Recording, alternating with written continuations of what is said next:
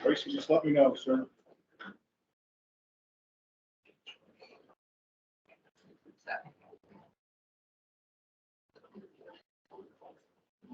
Not hearing any audio, but okay, we're good. All right. We'll call this special meeting of the Fishers Budget Finance Committee meeting to order. The first item on the agenda is the consent agenda. We have two items, minutes from the June 14th meeting and minutes from the August 23rd meeting, excuse me. Do I have a motion to approve of anybody not present at those meetings? I was not present at both of them, so I'm going to abstain. No motion to approve. Motion to approve. Motion by David, have a second. Second. Second by Jocelyn. All those in favor, please say aye. Aye. Those opposed, And abstain. very good. We have no resolutions to talk about today, no ordinance to talk about today. Our regular item that we're talking about today is the 2024 departmental budget discussion. We brought in the leadership from various components of our organization to have questions answered and have our committee bring some information, get some information from you folks, and hopefully get all their questions answered today. Good morning, Monica. Welcome. Hi. We'll just do it in the order that it's been shared. We'll start with Police Department, Chief Gephardt. You wouldn't mind coming up here and welcome, and we appreciate your time today. Thank you. Thank you for coming. Thank you. And there's the departmental budget up there. Go ahead. Come here. Close the device settings maybe. Close the device settings. Try that, I think. Sorry. Sorry.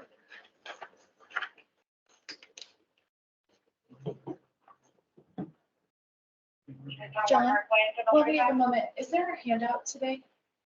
No. There's not. We will post this on the budget website. There's 6 slides.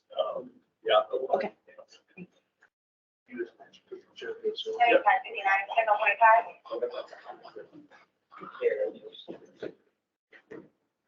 Well, we have a minute. If I can just, I wear glasses now. My eyesight isn't good as it used to be. If we can like move forward and have handouts for the meeting, I would really appreciate it. It's just hard for me to see the screen sometimes. Yeah. Thank you. Welcome to the club. I know, I don't like it, It's right there. right? I know, but it happened overnight. Maybe as good as I can do.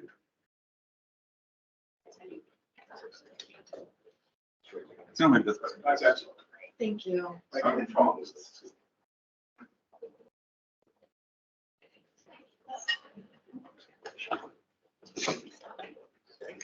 Here's a slide on a high level, what the police department is looking at for the budget for the 2024 upcoming year. At this point, open up to questions, and what I'd like to do is just start at the end here with Councilor Giffords. We'll just move down the row here with any questions that you have. So David, the floor is yours, sir. I just have one question about, you've got 2 new resource officers and they're not at all schools, right? Not yet. So that the goal eventually is to get them. Low bill. But even if you were to come down and say you had the dozen that are needed to do that, I don't have the officers to put them in there. So this has to be just a cohesive build between us and the schools moving forward. And this is our intent to just get started. And we've already gotten started with some realignment of leadership and supervision towards the schools. But it is an emphasis of ours and a part of this budget. Do the schools normally, do other districts, schools take care of their officers there, or is that part of it? It's generally an MOU between both entities. So I've not seen a situation to where a school's going to own outright the salaries and compensation and benefits. And really, that's not probably in our best interest, because wearing our uniforms, we want to make sure that they atone to our policies and procedures, and there's never a confusion there. Yeah, I was just questioning that because the referendums out there, some of them say they're for safety. You know, is that? Well, I definitely believe that a part of that referendum is to help this process that the city's already committed to. I think the meetings with myself, the mayor, and the deputy mayor we're getting started regardless, because the safety of our youth is at the foremost of our minds. And it may be a known factor already, David, but the schools and the city split the school resource officer salaries today. So it's a 50-50 split. Yeah, I'm sorry if I missed that. Currently they pay half the salaries now. Okay, that's all I got. Thank you, David. Jocelyn? Well, I'm just reviewing this for the first time, right? We didn't get this in advance, so forgive me, I'm just looking Oh, over it's your fine. head and. I can't even see it, so just let me know what you need. Right. Well, Chief, do you want to give us the highlights? And I'm looking at last year's to compare. Can you just walk us through? Sure. If you please? So on the supply side, you're gonna see, I was gonna say, before you start though, to talk to Ed, if you guys remember, we did have the one-time distribution of money for, continuing for police. And so a large chunk of Ed's budget was going to that new equipment this year with the PSAP. And so what you'll see, and he'll talk to this, is the continuing, upgrade of that equipment and the support for that purchase this year. what she said. Supply wise, not too bad, a 4.3% increase to keep our supplies and operation running for the daily things that we would need in-house departmentally. Professional services, 1.2, it's going to be a 46.91% overall. And what you're going to see here is as we grow our department, it's important to grow it both technology-wise, crime fighting wise, and people wise. You can't use the technology without the people, and the technology is needed to stay ahead of the crime that's in and around the communities that we use to solve things. So the PSAP money, much to Director Bradford's thought process, was utilizing a lot of this in terms of enhancing our DNA capabilities, enhancing our weapons program to take illegal weapons off the streets and city streets of Fishers, and then also our fingerprinting and our forensic work that happens on the backside of crime. We also hope that when we solve crimes, and I have examples of those if you want them, that it sends a message to the communities around us not to come here, because we are committed, we're supported, both officer-wise, which is a large part of that budget, and technology-wise, and the things that we're doing to solve crime and put people, it's not, I always say it's not luck. When you're locking people up within 24 hours of a shooting, that's technology and good police work that's happening. Thank you. I'm again comparing what's on the screen there to what was presented last year. Sure. So last year, the document that I have when we met last year was called Personnel Services, $19 million.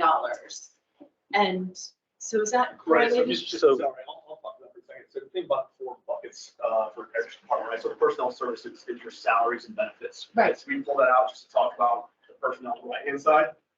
So it's the same number plus 5% for everyone plus these individuals. So we just pulled out personnel to focus on supplies, professional services, and some folks you'll see capital as well. But we pull personnel out from a dollar amount just to talk about the right in addition to personnel from last year and this year. Okay, so do we have a document today about the full police department proposed budget for 2024? Yeah, it's in all the numbers in the fiscal plan are representative of the police department budget and every department's budget in their total and their breakdowns.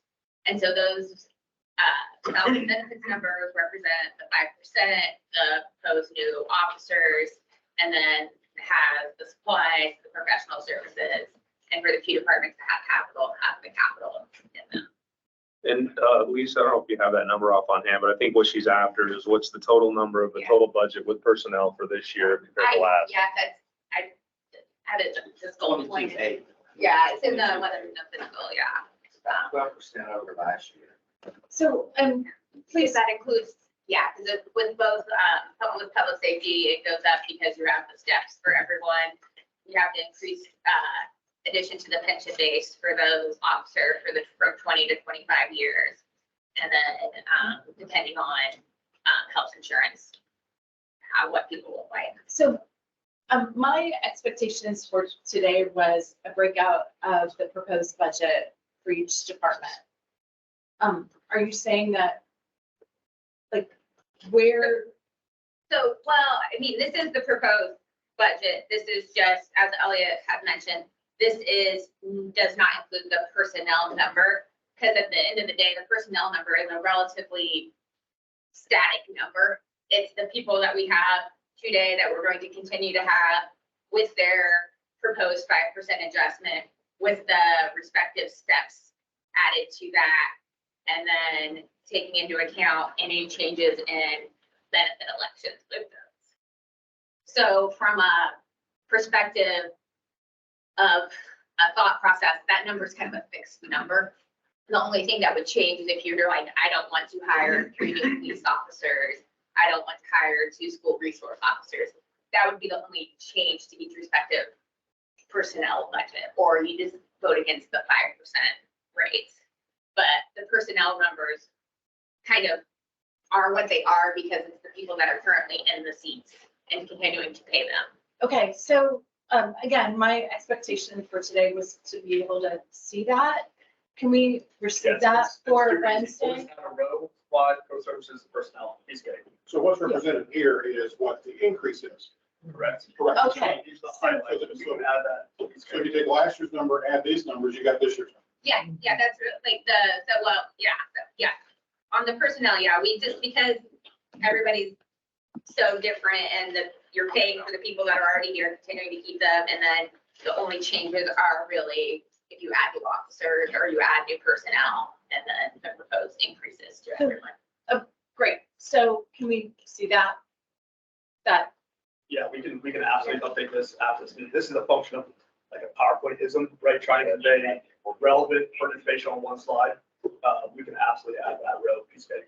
Yeah, Elliot, wasn't that Thank you. on that Mike? It is on the fiscal. Yeah, it's on the But fiscal. we will add to the slide deck so everyone can see it. So we had that last meeting, right? Yeah, it's in the departmental, yeah, like we Right. talked about that departmental right now. Yeah. So I had it. So it's in here.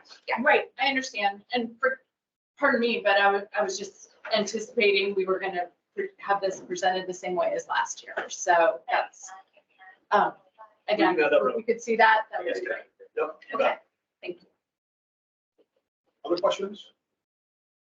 No. Okay, just make sure. I have a question on the equipment. Last year, we did provide some funding for additional flock. And I was just wondering about that for this year. They were installed and they're awesome. Okay. We've caught criminals with them. So this year, kind of, it was interesting. We added some on our own internally, and that number's in here. But also we had some community partners come forward. Our relationship with Indianapolis and crime fighting with them, they've offered to install some along 96th Street with us. And then also, because of the public nuisance order, we've already been working with some of our businesses around Fishers, and Walmart also wants to add flock as well. So I think these will help our southern border tremendously. So I think there's some other avenues, but we have, in addition to what you added, we added some of our own, and then we see some more coming in from the community. And then for 2024, do we have monies appropriated? I don't have any money set aside for flock in 2024, but I have, the reason for that is because the increase in the contract for a flock is going to go into effect into next year. And I made enough money for that. And I believe the community flocks that are going to come on should suffice and move us forward so we can take a look. Plus our grant is starting to run out at flock. So I really don't know what that magic number is going to be until I get into 2024. So I thought it wise to hold, use other resources and see where we're at as we move into 2024. Okay, thank you. No problem. Okay. I have just a few questions. And again, one question I asked last year, I'm asking this year. How many openings do you have for officers right now you're trying to fulfill? None. Okay. How many eligible people in the pipeline do you have that have resumes or applications and you fulfill a potential opening? Well, step back just a second. We are full +1. Norm Tate is retiring after 3 decades of service and moving on to another phase in his life. I already have 1 in post conditions waiting for his position. Tom Wager also recently retired and I had his position in waiting as well. So I was full +2 up to a few weeks ago. I've nearly, and I think over, I haven't looked because it's Monday morning and I raced right over here. We had nearly 150 applicants waiting and moving into the testing phase, and I'll do their written and PT test. That's anticipation of these positions that are being hopefully go through this committee that I can fill next year. So hiring wise, we're in good shape, sir. And how many of those are laterals coming from other departments? Just curious. Well, the 1 +1 right now that will move into Lieutenant Tate is a brand new set of shoes, which means he has to go to the academy. We have kind of leaned a little lateral because we've been getting them kind of from campuses and college campuses that kind of show as brand new. So they're barely have law enforcement experience, except we don't have to send them to the academy. So it cuts out that wait time.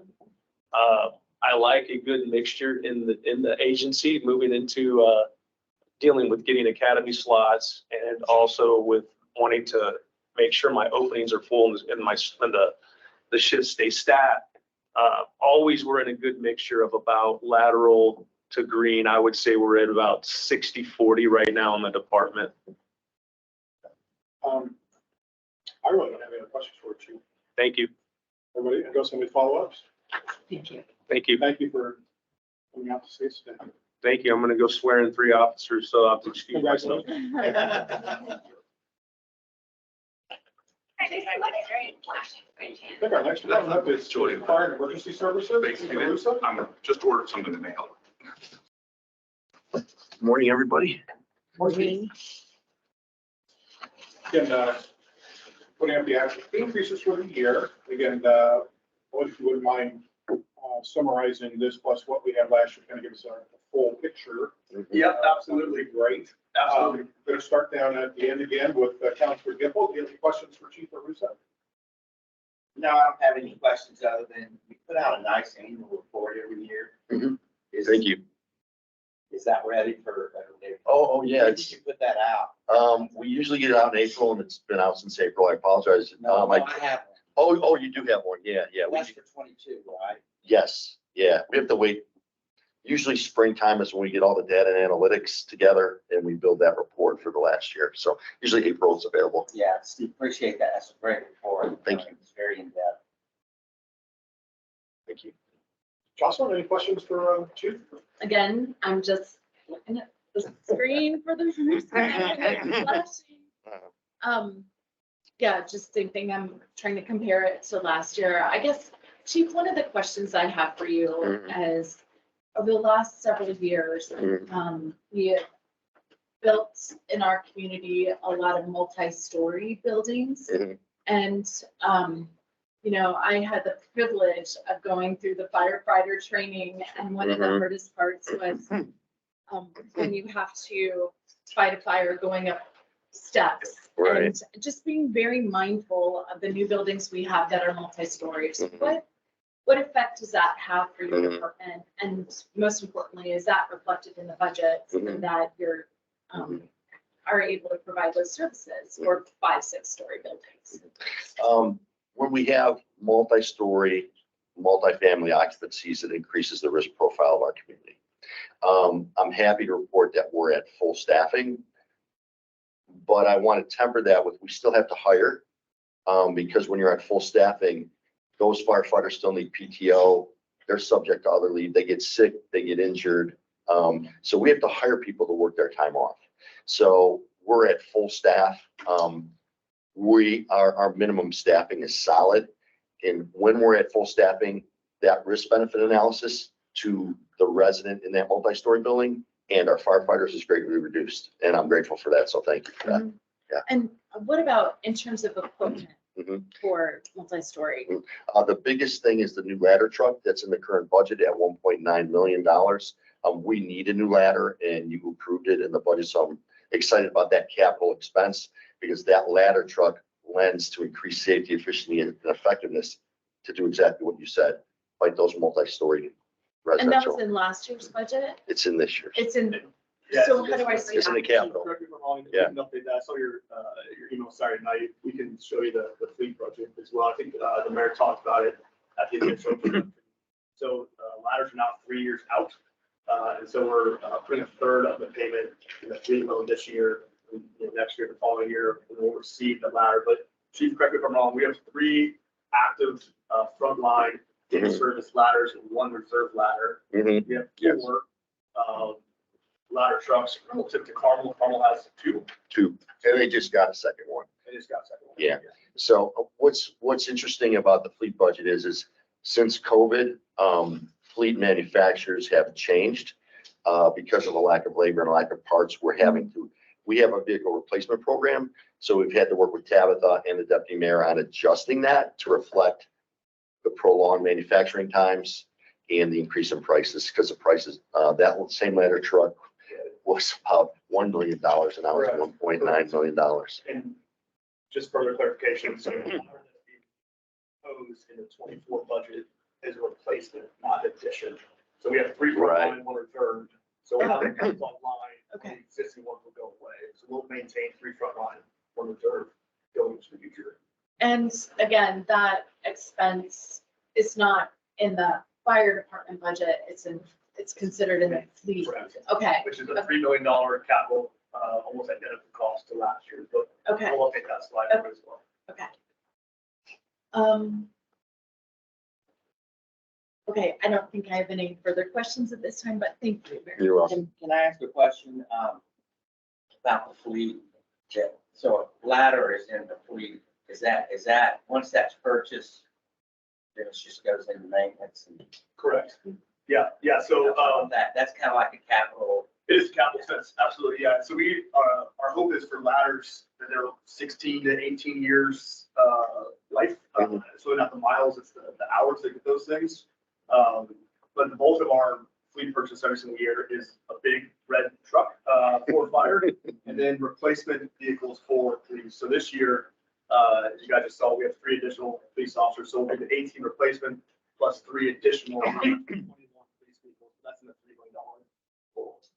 million. And that's the same for police and. park DPW department. and fire take up 99% of our fleet. Gotcha. Yep. Chief, remind me again, off-duty employment. Can you talk about that one Yeah. more time? Just with- Yeah, there is no Central Fire Training Academy to certify firefighters in the state. The state legislators are working on providing one. So many fire departments are forced to do their own training academy. So we have our own in-house instructors.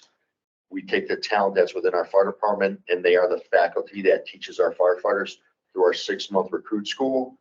We got to a point where we needed to adjust the off-duty employment rate because it hadn't been raised in many years, so we raised it from $16 to $20. So those firefighters are paid that amount to teach the rookie firefighter, so to speak, their certification so they can go ride on a truck. Right. Okay, and Yeah. how many of those firefighters, how many are there in that, In the instructor contract, Instruction. probably 20. perfect, thank you. You're welcome. Chief, I had certainly the pleasure a while back of swearing in some new recruits into our fire department. And sounds like from a personal perspective, you're where you need to be from a number standpoint. Yeah, very much so. Just as a comment, I did talk to the president of Fisher, fire president Fishers. They were delighted with what we're doing from a compensation perspective, Mhm. not only from 5%, but also the longevity pay, which Mhm. helps our pension base. So again, presuming you're getting good feedback about that from your team. Yeah, very much so. The recruiting and retention strategy has changed drastically. The past recruitment strategy was a firefighter, someone who was interested in becoming a firefighter would take every fire department test that they could, and wherever they got hired, they would live and raise their family. That's changed, and it's beginning to reflect the private sector recruitment and retention strategy. So now a firefighter says, I want to live in Fishers, so I'm only going to test in Fishers until I get hired. So we have changed our vision to be a destination fire department.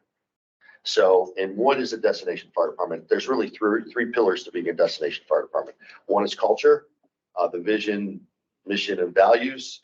And we've done a good job because our people created it. Didn't come from city council, didn't come from me. They have buy-in. It's in every station. It's not a wall hanging. They're in the boat. The other thing is compensation. And it's so important. I'm so grateful that we increased the longevity pay and the 5% salary increase because guys can't eat culture, right? Culture's good, but they still have to feed their families. They still need decent vacation time. They still need to have sick time, feel free that they're secure in their job. So those things make us a destination fire department. But probably one of the biggest impacts is that last pillar of morale is resource and leadership support. So if we've got a good culture and guys can feed their families, if I've got ambulances breaking down with patients in them, they don't feel valued. And we had that 10 years ago. And thanks to city council and thanks to the mayor, our fleet budget is robust. It's on a good schedule. Tabitha Miller's worked really great with our logistics section chief. So we feel that those three pillars are really solid. They make us a destination fire department. Evidence of that is that Carmel and Noblesville had to have 2 entrance exams. We only had that with 1 because we got 200 people on our list and we still have 100. So super grateful for that. I was going to ask you about the equipment since you've already addressed that. That's right. That's all right. You answered my question already. And certainly, how's the new fire station going up on, new fire station going well? Everybody wants to work there. Yeah, it's got the best gym. It's a state-of-the-art fire station, you know, it's a twin of Station 93 with a few tweaks. And those few tweaks make a difference to those guys. So they're really grateful. Thank you. Well, I'm sure it makes a difference for folks that live in the Northeast. Oh, yeah. So got to work through that jihad with them getting a station. Yeah, the Britain Falls Mafia, right. If there's no other questions for Chief Arusa, thank you very much. You're for being welcome. with us today. Pleasure talking. Yeah. Good to see you. Thank you. Thanks. You're welcome. Moving along to Public Works, Eric. Good morning. The man, the legend. In my book. If you don't believe me, just ask me. And quick note on the public works slide. So Eric will talk a lot more obviously about what is all encompassed in the public works department. But don't be thrown by the number for capital because as you guys recall, public works is not just the streets, parks, it incorporates the sewer utility. And so last year, Johnson Valenta, Director of Water Quality, had a pretty large capital budget for some projects related to the sewer. And so this year for 2024, he didn't need as many. So that's why if you are like, why does it look such a decrease in capital? It was, Johnson is fine with his capital budget. He just has a decrease from the year before when it was a lot higher. So. Thank you. David, any questions for Eric? You know, when I'm looking at the annual plan, yes, I guess capital is usually debt, right? A lot of that. Yeah, usually it's that funded. Yeah. Okay. So, And so we're going to be using reserves for things like the new sidewalk. yeah, do a big, yeah, well, as part of the proposed $12 million surplus, a lot of that would go to do the sidewalk panel repair, really kick it into gear. Because Eric has provided what they've done so far that based on what they get the funding for 2024, you can speak to how much more they can do with that to knock that out. Maybe Eric talk a little bit to the timeline of how you approach 2024 and significant capital investment that we proposed to the city council today. That might help.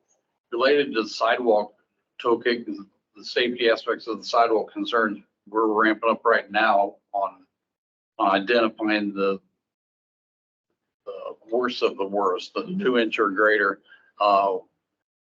We purchased a second saw cutting operation with the 2 laborers that you see that we're gaining next year. Those will be earmarked for that operation. So we'll have 2 separate crews going out and attacking these sidewalk concerns. So they'll be doubling our efforts than what we're doing now. And we've cut 1,651 panels to date this year. Last year we did 654. Wow. So we've done significantly more this year and we'll do more next year. Say that again, Eric. How many this year? 651 this year to date. Last year we did 624 the whole year. That's with one operation, and next year with these 2 new laborers and the new equipment we're purchasing, we'll double that. Is your department is part of sewer? Right? Yes. So yours. Wet side and the dry side. Yeah.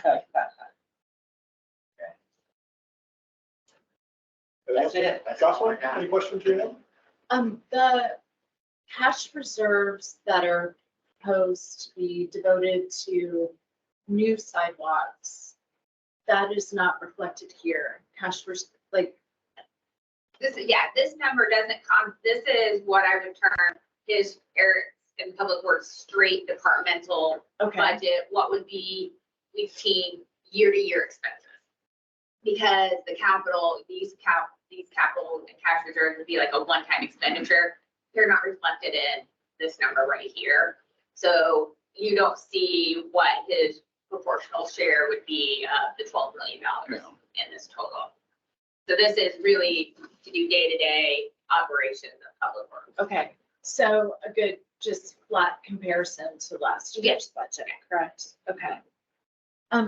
Eric, do you have any other, again, looking at this for the first time, any other highlights that you want to share with us? On the capital side, Jonathan, she mentioned Jonathan quite a bit. He's on his phase 2 of his grit removal system at the plant, at the headworks. And that's important because any grit that gets past the headworks has the potential of wear and tear of every single moving part in the system, which is more capital down the road. So that's important to get that out of the system up front. So we're excited about getting that done.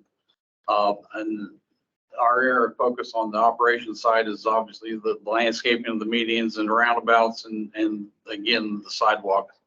I think it's going to be a huge improvement for our community. I think getting rid of the safety concerns in our sidewalk network. And Eric, you mentioned to me the other day that you're already working on the RFPs for some of that landscaping work. We are. In anticipation of the approved budget in October, Eric would drop those RFPs the next day. Yeah. So that come January 1, we're able to start executing on this budget. So Yeah. It's been our thumbs for a while. Can I ask a question? Professional services, I noticed on the plan, you have a lot of, it says other services and charges. So that's that. No, other services and charges is what professional services and other services and charges is what we consider the 300 level series. So the 300 level series is professional services. It encompasses travel and training. What else is in there? Like uniform, like it's kind of that type of thing. But the bulk is, we call it professional services because that's really the bulk of that expense in the 300 level series. The big driver is that professional services number. So give me an example of a professional service. So for example, landscapers, like to do the roundabouts, In operations, our big 3 drivers on professional services, Wilder Ridge, our landscaping, our clean for our janitorial services, and Duke Energy. Oh. Yeah. And their rate increases this year is our biggest driver right now. Thank you. So it's really anything that you could, the bulk of what you would put up. Excellent. Yeah. Question, Jennifer? Eric? Oh, I don't think I have any right now. Thank you. I have a couple questions, a couple comments. I mean, obviously this, going to the landscaping, this is going to be lots of turf replacement. This will look at kind of converting where we're not going to go out and cut medians all the time. It's going to be, how much, any idea how much we're going to be doing that this coming year? How much Any idea money wise what we're going to do and how much area we're going to cover?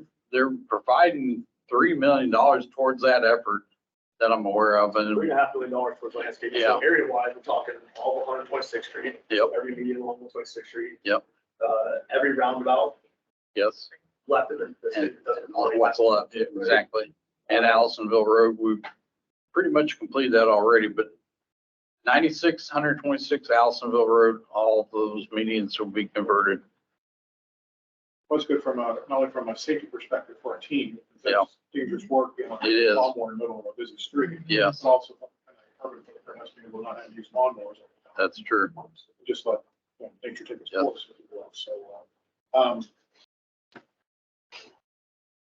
my only comment, I wanted to personally thank you, your team, everything you do for me in my district. Because every time I reach out and have a question or concern, I get either a response back from you or one of your team members, and certainly my neighborhoods that are in my district really appreciate that. So thank you for being such a great advocate for fishers and being really good at responding to concerns that I have. And but thank you very much. Thank you. That's all I have. May I ask one more question? Back to the median, where is that additional cost reflected in the budget? Like, the median is also goes with the sidewalks as part of the cash, as part of the capital, the 12 million. is in there. That's part of the, okay. So is it fair to say Public Works Department compared to last year is like status quo, and all the like new efforts we're doing, that's all coming 100% coming out of cash reserves? With the exception of the 2 additional employees to help with sidewalk maintenance. I understand. Other than Okay. that, Okay, all right. Thank you for helping me kind of delineate kind of the different buckets. I appreciate that. Okay. Yeah, one last, equipment wise from, trucks, everything you need to facilitate and do your job, everything's good there. Yeah, we're sitting pretty. Thank you very much. It helps a lot. Of all the emails I get, it's probably public works issues and that's a lot. We try to please, for sure. Thank you, Eric. We're going to help Monica. Yeah, if it's okay, I want to stand up for a minute, just because we have a lot of weird things going on with our budget, so I want to explain it where I can see it too. Of course. So we have an extra column here, and that's because we have kind of 2 budgets in parallel due to the Governor's Public Health Commission work and Senate Enrolled Act 4. So part of that work allows for counties to opt in to receive additional funding for public health. 86 out of the 92 counties did opt in, so we kind of had to wait for Hamilton County Commissioners to opt into that funding, and then we anticipate January 5th or something, receiving our proportional share of that funding based on our population. So we're, I think, in final stages of the MOU or the interlocal agreement for that process as required by Senate Enrolled Act 4. We don't expect any problems with that, but that amount of funding coming from the state is almost the same as the funding that we receive through the property tax health fund. So we are a separate fund from the rest of, from other city funds. So we have really no increase from that point of view, from the main health fund, no increase on taxes or anything like that. But we do have this additional doubling of our budget due to the Governor's Public Health Commission. We do anticipate, just FYI, for 2025 to have another, not a double of both, but a double of the Governor's Public Health Commission, because this year was the first installment, and then following years, hopefully it will be this additional amount. The other thing I want to point out is the capital. So on the $3 million capital that's in here is money that we basically earned from doing COVID vaccines at our vaccine site. The state had a billing process for insurance funds from that billing of those vaccines allowed us to earn essentially slightly over $3 million, and that amount in capital is going to facilitate our portion of the community center as we are hoping to be on the front of that building. I believe that's the plan. So that's what that capital is. And then there's capital in the state budget funds as well. That has different parameters on it, on how we can spend it. We have to have at least, we can have up to 40% of those funds spent on regulatory efforts. So things like restaurant inspectors, pool inspections, stuff like that. At least 60% has to be more population-based, so expanding services, vaccine clinics, things like that. And then we can reserve 10% for capital. So that represents 10% that we can reserve to have for capital as part of those funds. So thanks for letting me see that. Any questions? I know it's a little weird, so I wanted to preface with that. Thank you, Monica. Dave, questions? So basically, we've got that COVID money and we're building the community center and you can use that for debt reduction. Is that what the thought is? Or So, yeah, I don't know about the finances exactly, but The project cost. So the project cost of the community center. So you can use essentially with a clinic being in the community center, so it's like Monica buying per section. So like for furniture in there, big furniture or something like that. So- That you might need. Yeah, so I haven't been involved in all of those discussions for the whole community center, but yeah, this is money that we have already that we have in hand, not debt money, right? This is money that we earned essentially giving these COVID vaccines that we're now using to fund that portion of the community center. And you guys are upstairs at the fire station right here, right? We're a little bit everywhere. So my office is at the fire station. We've got our inspectors over here at the community services building. And then we've got our little clinic operating over behind Target in that building that now says Spoke No. And that, when the community center's built, you'll be all in that one, just one. That's the idea. That's the idea. Very good. Okay.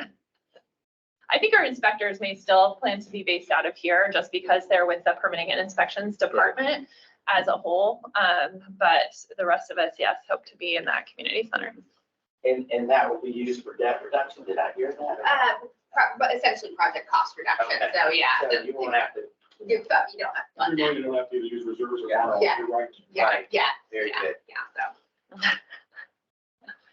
Other questions, David? No, that's. Jocelyn? A couple questions. Uh-huh.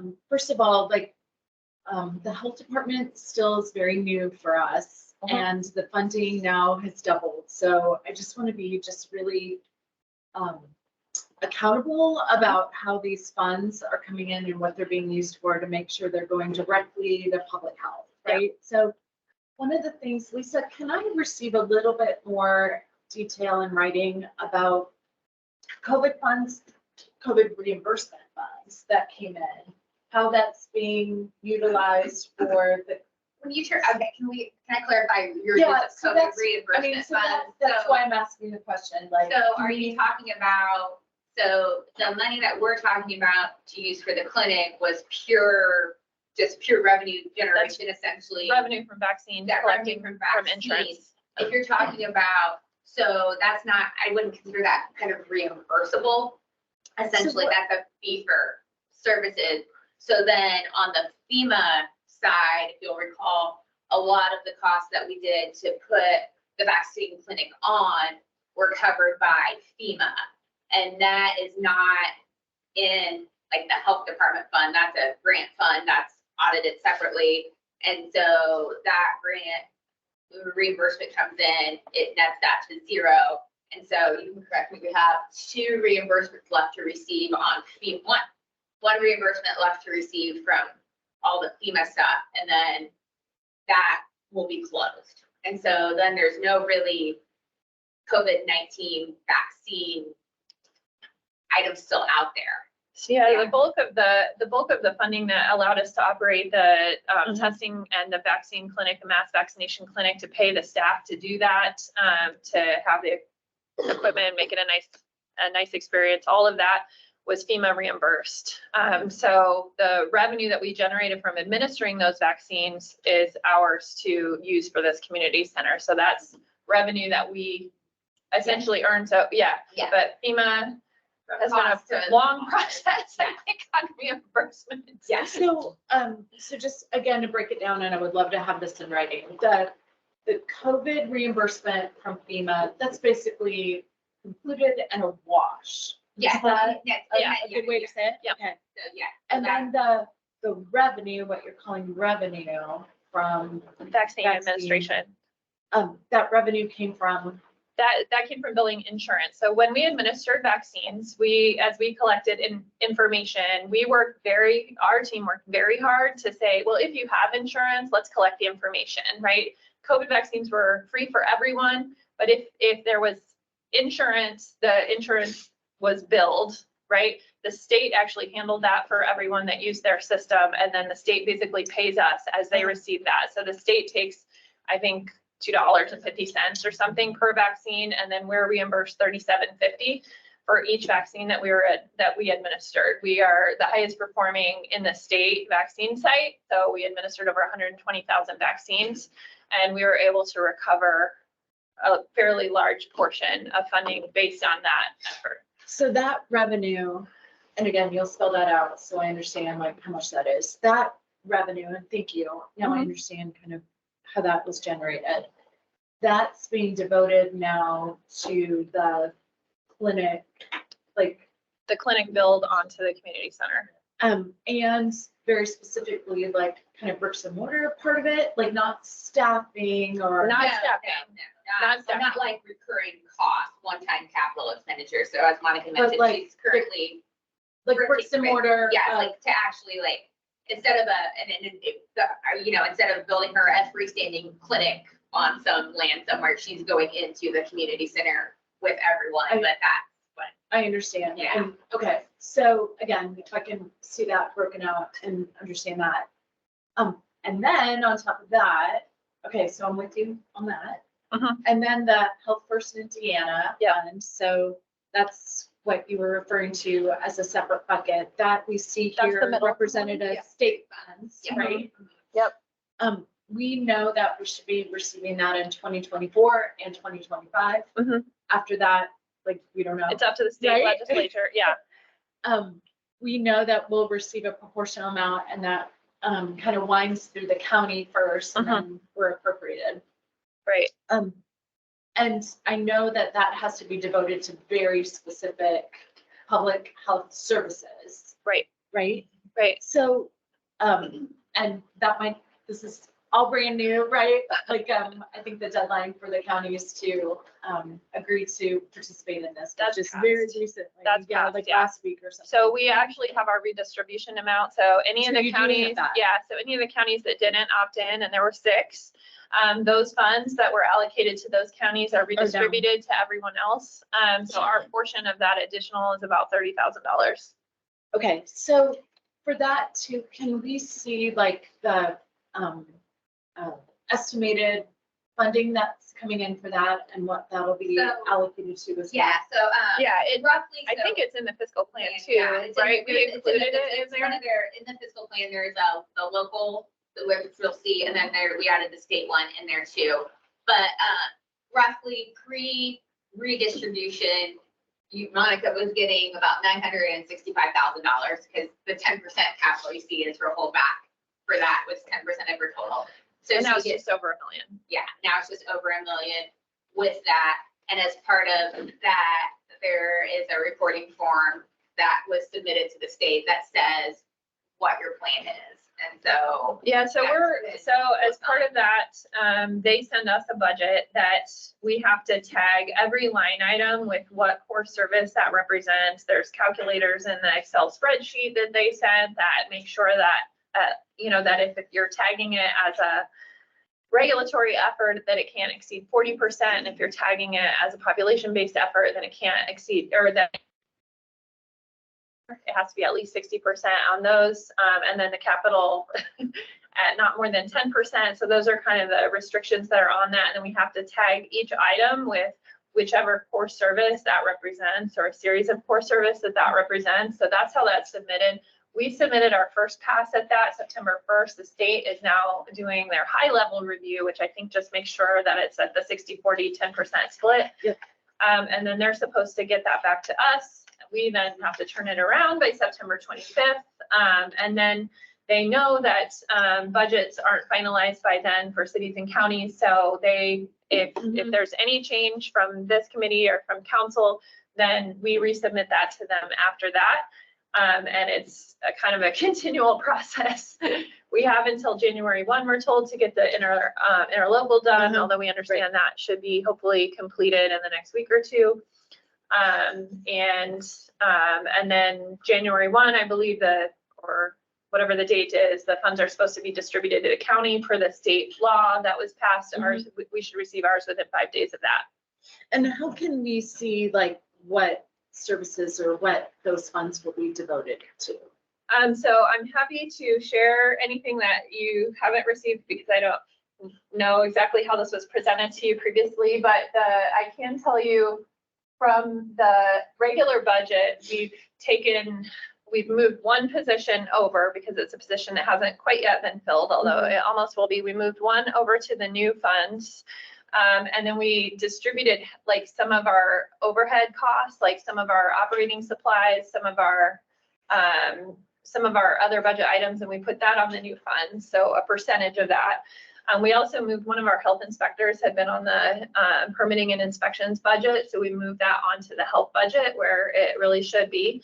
These positions that are outlined here are new positions to be on the new funds, the new Governor's Public Health Commission funds, the for Health First Indiana fund. So those are positions that would be new. So a new health inspector to support those regulatory efforts, support that food grading system that we just, have been putting out on the doors, make sure that we're inspecting with the frequency that we need to inspect. Community health advocate and a full-time public health nurse. Those are all core services that were listed in the Health First Indiana efforts, and that matches kind of our goal to expand clinical services. So right now we're providing immunizations and tuberculosis tests, but part of those core service expectations are to expand those services to provide some of those core services to more people. Lead testing we just rolled on, for example. We just started that I think a week ago. Because there were new regulations and guidelines for that. STI testing would be part of that, making that available. And a number of other services, whether as we work through what the community really wants, we can kind of roll those in. But some of those are expected to be done as part of this core service funding from the Health First Indiana or Senate Enrolled Act 4 or whatever we're calling it. The state has rebranded it as Health First Indiana. Then the bulk of the rest of that money is really to support staff that we already have. So we have a number of staff that are grant funded, and those grants are grants that really the state a lot of it was COVID money that the state passed through to us that then became some of this core service expectation. So an example of that is having a school liaison between the health department and the schools is one of the core services. We have a grant for that right now, but it's a 3-year grant and it ends in June of 2024. So this supports 50% of that nurse's pay for July to December. We also have a community health advocate that is on COVID supplemental funds. And the goal of that fund is to increase immunizations as a whole, not just COVID immunizations, but childhood immunizations, back to school immunizations. And so that position again ends June 30th. And so this would continue that funding for that position from July to December. So we have a number of positions like that. We also have a previous fund that was a state allocation, the local health maintenance fund and the Indiana Trust Account. Beth knows I can never remember what they're called, but there were 2 funds. Those I think altogether were maybe $50,000. It's not a lot of money, but the Health First Indiana funding replaces those, so that is eliminated from the state plan, from the state budget now, and it's replaced by the Health First Indiana fund for the counties that take that. Counties that don't take it receive the legacy funds. Those funds support part of a number of people's salaries. So it's like 35% of one person's salary and 42% of another person's salary.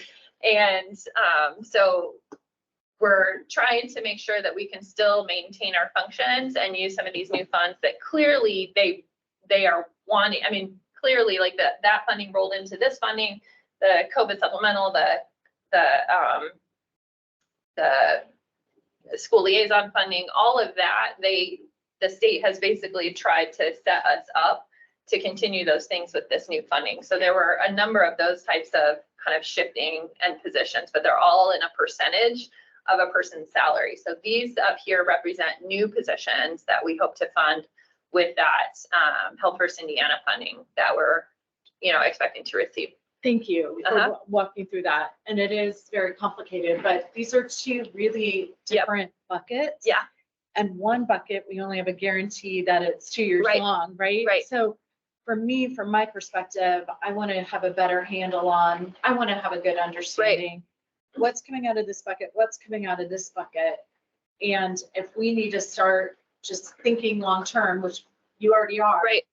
Right. If this funding, the Health First Indiana plan is tremendous, right? Like it is fantastic. I want to be sure that we're using it to its utmost, but also like worst case scenario, if it ends in 2 If it years ends in that 2 our years, good yep. programs can continue on. Yeah, So, so, yeah, so that's obviously where we my would head's have to at. scale back services Yeah. if that funding were not to continue. Yeah. But, you know, we don't need ladder trucks, you know, both of these buckets, by the way, represent one ladder truck together. You're right. So, I mean, but we don't have fancy equipment needs. Really, all of our services are provided with human capital, right? Right. So we need to be in the community and able to provide those services. We are taking a number of steps right now to try to position ourselves while we have this funding. The example is being able to do our own billing. Right now, we're using a contracted company. We lose some money on that. So we're doing the credentialing process so that we can do our own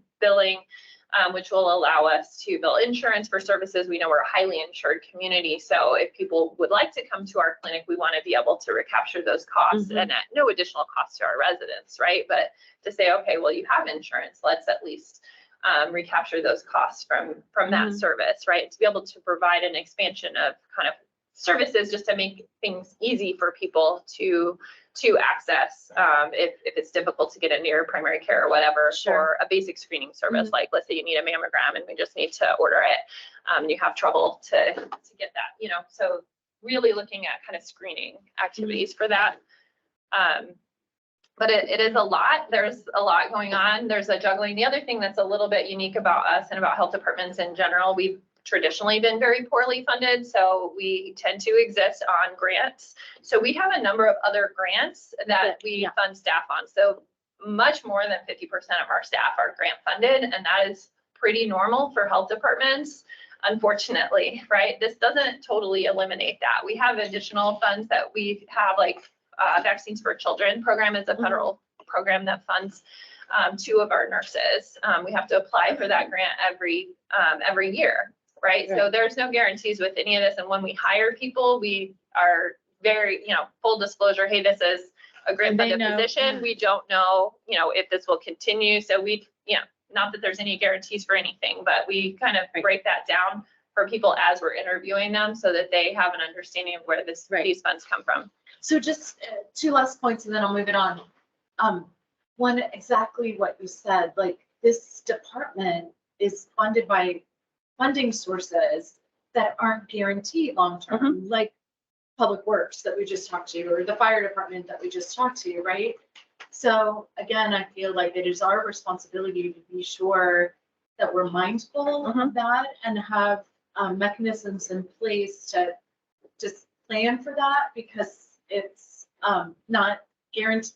It's not guaranteed. So the other thing that makes the health department unique, right? You're the only department that actually generates revenue, right?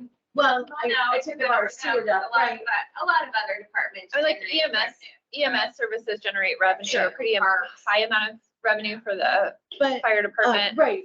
You're exactly right. So, but with the revenue being generated, like I remember last year feeling a little uncomfortable with how much like cash reserves was still like unspent in the That's the health $3 department. million from the COVID vaccine.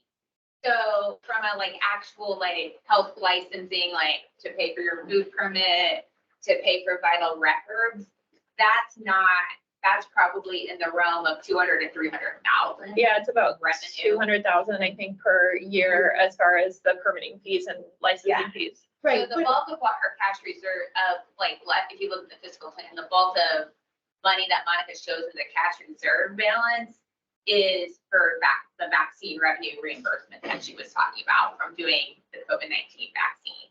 From a like operating budget perspective, her budget has always been in line with the revenue that she took in.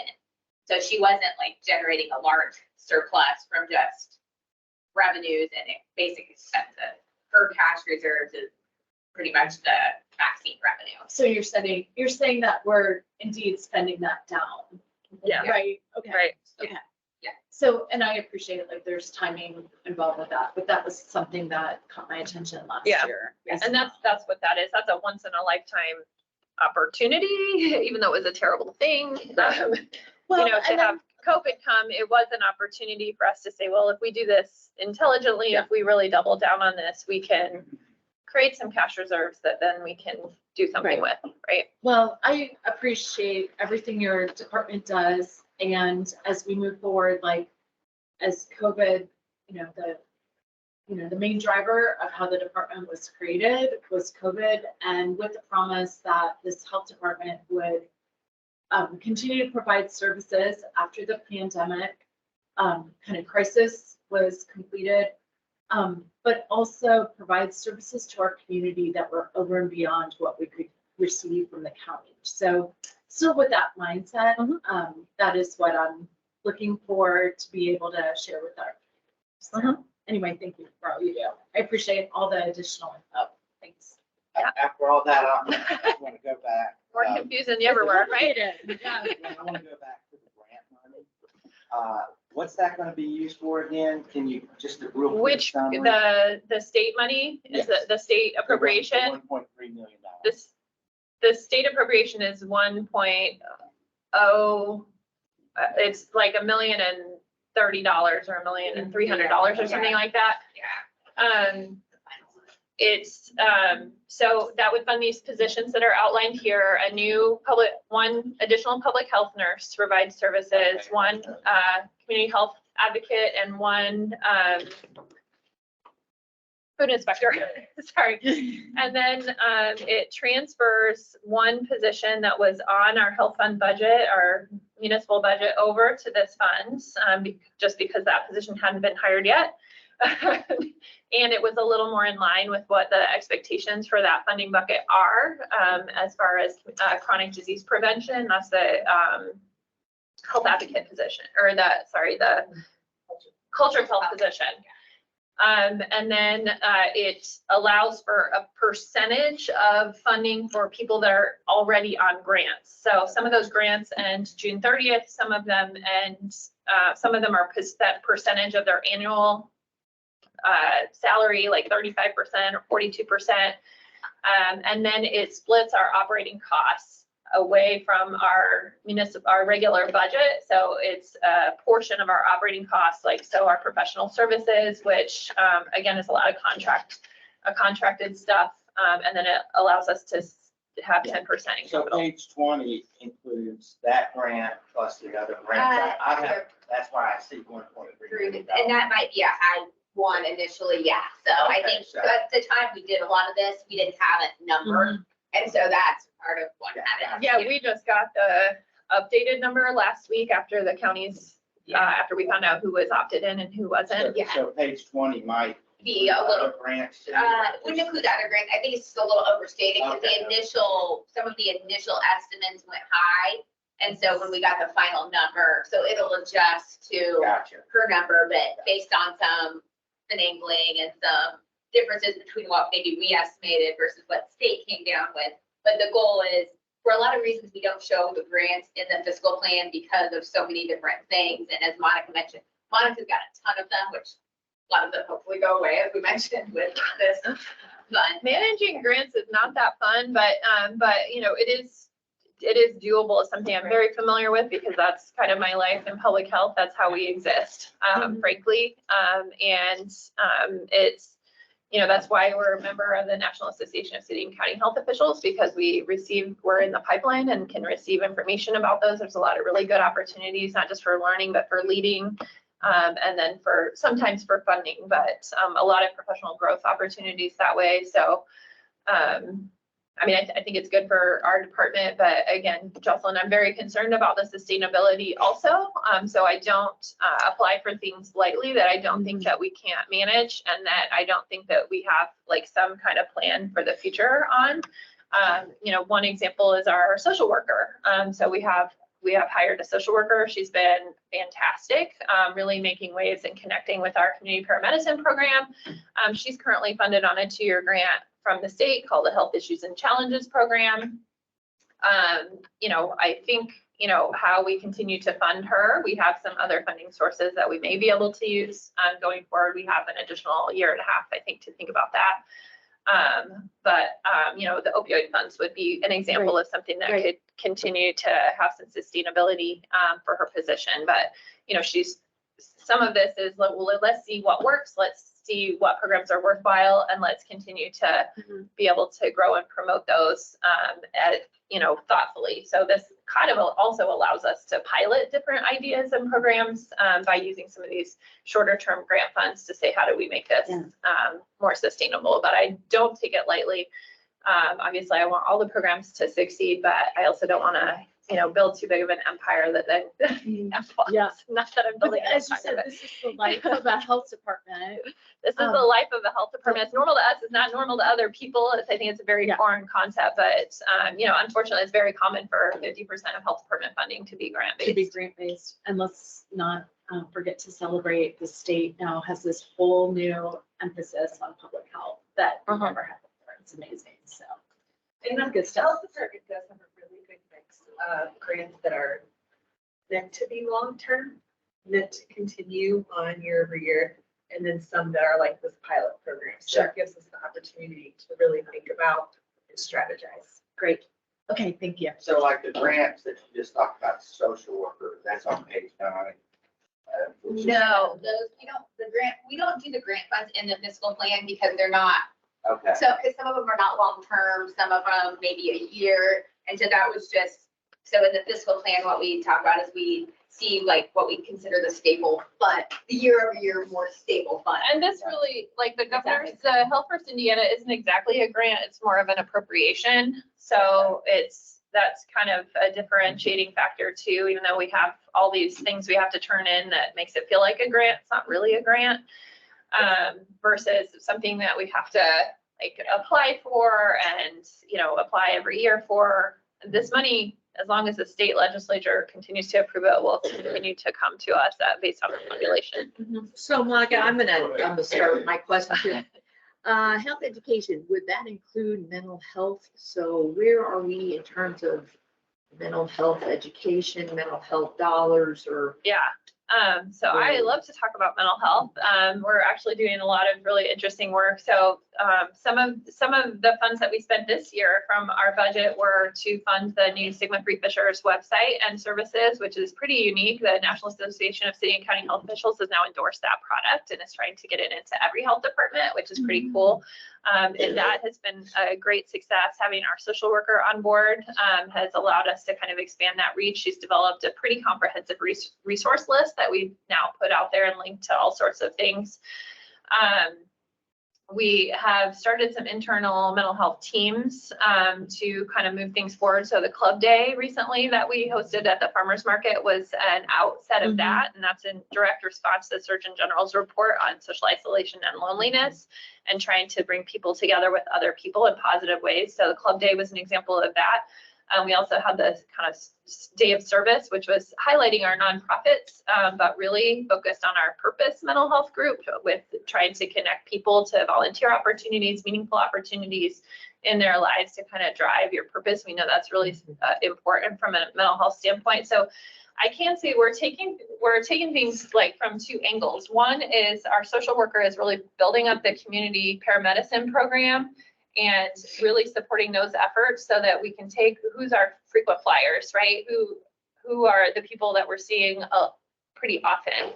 What are those mental health conditions, if any, or what are those frequent calls that we're having? And we're kind of approaching it both medically and from a mental health standpoint. So she's taking on all of those difficult calls, people with schizophrenia, people with bipolar disorder, people with things that really the paramedics were not trained to handle. They're trained to handle them in the emergency situation, but the follow-up work is really her. So she's carrying a caseload of 40, 50 people at any given time that she's following up with, trying to connect them to care, make sure they, are stable and they have those resources. Simultaneously, we're working as health departments do from a preventative angle, and that's where those mental health teams that I mentioned come in with the city. So we're saying, okay, how do we swim upstream and prevent people from needing this emergency care in the first place?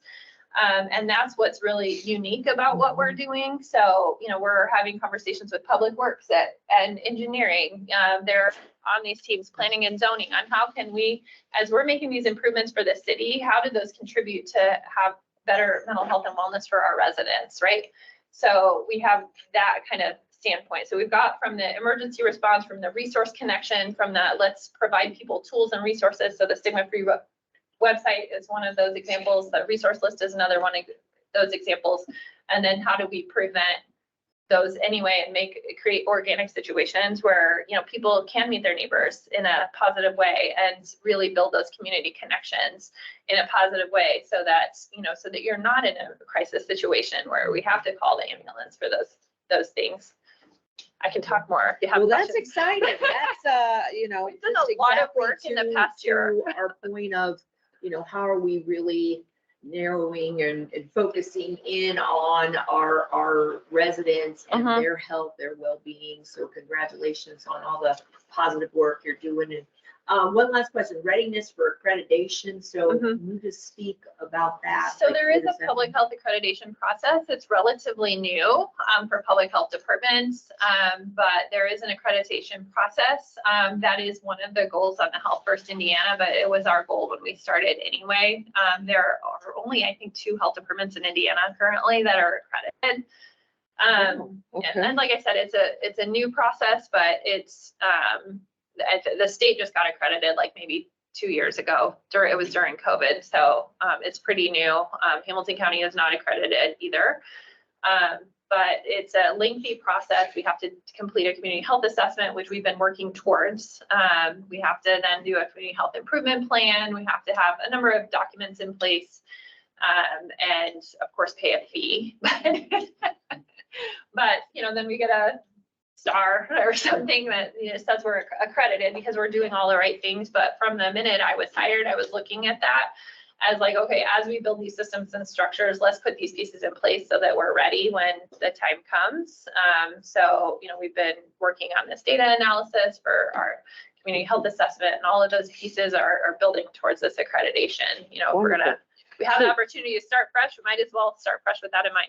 Sure. So what is the timeline? What's the goal? We hope to maybe hopefully hear back about it. So we by haven't submitted like our kind of application yet because there's a lot of pieces we have to put in place. I think 2025 would probably be a good goal for when we can finish that process. Okay, great. Thank you very much. Well, sorry, my questions. One thing I've noticed going on teams, you've got the ratings in the restaurant now. Looks like hopefully that's going well. Limited pay restaurants, which is good. So I'm happy about that. Just one question is kind of follow-up. It sounds as though you've got this $3 million bucket of money that came in via the pandemic and all the reimbursements. And then we're going to deploy that for, you know, capital for evidence. So ongoing with, if I want to come in and get my vaccine, you'll be able to gather my insurance information. And we can do that now. We just pay a bit more for it because it's kind of a third party process and just.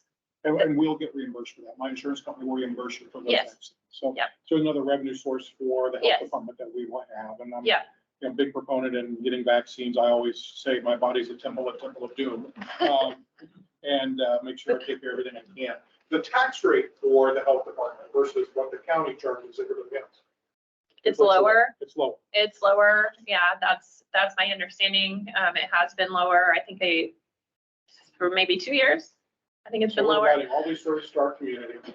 You know, we're doing a number of things I don't think the county's really doing, and we're really good. I mean, we're getting people just for the TB testing alone, we're getting people from multiple counties over because health departments for some reason don't like to draw blood. So we offer the blood test for TB, and we see people from all over the place coming just for that one service. So you know, our goal is to be as accessible as possible, and we're one of the few places that has frequent evening and weekend hours, and that's been very important to me because we have a working community, and that's when people can get in. So those types of things actually draw people to us from outside of Fishers. And if I recall, I think we voted in our local agreement last council regarding. getting that, Yes, you did. Yep, it just needs to go through the county. We're still, last year we got an annual report from you. We're gonna get one again. Yep, ours come out in April, just like Chief Arusa's. It actually has to be done, I think by the end of March, according to the state statute on local health It's kind of department. one of those things I look forward to seeing, kind of seeing how things have been interacted with your department. I love doing it. I kind of think it's our brag book, but that's me. Let's try to put some fun pictures in there.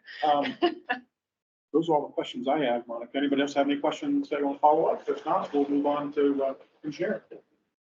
Thank All you. right. Great job. Thanks. Glad I voted for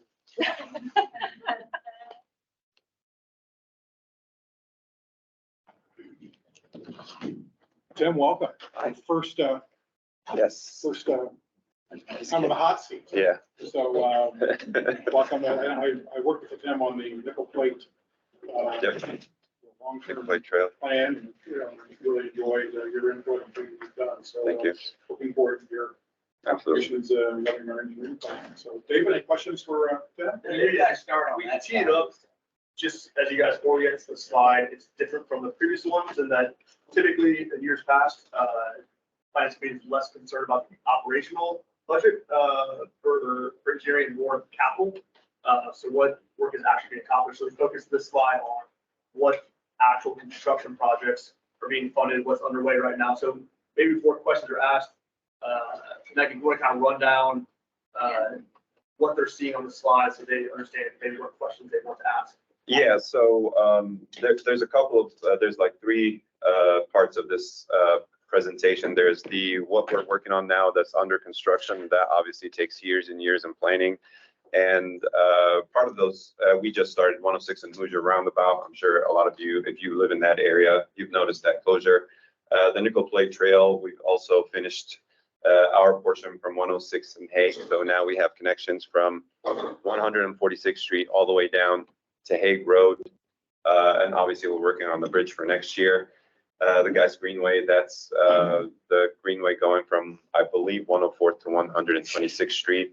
And that's slated to complete this year, the end of this year, and obviously our resurfacing packages. The second portion is what we are going to start construction next year.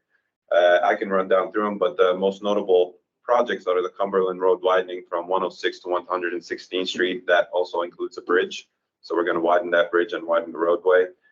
There is 126th Street and Southeastern Roundabout. That's just a little bit northwest of Southeastern and Cynthian. So that whole Southeastern corridor there, we'll see that that upgrade. Also 136th Street widening from Southeastern all the way to Prairie Baptist. That's going to go into construction next year. With the following year, we'll continue that portion from Prairie Baptist all the way to Cynthian. The other, obviously, we have our surfacing packages that's coming in next year. And also, we are going to work with Delaware Township on connecting the trails on 131st Street from Lantern Road all the way to 37. So that's, and the third one, obviously, like I said, it's the second portion of 136th Street. It'll still be in development next year. But then the following year of 2025, that's when construction is going to begin. Questions? David? You want to start on your end first or? Go right ahead. Okay. We're doing a trail study right now. Yes, planning, I think we've done a lot of the trail gap studies in the city with planning and zoning. So we've identified the locations that we're gonna slowly chop off a couple of them each year. So some of these are unincorporated areas. I'm thinking of Ella Road.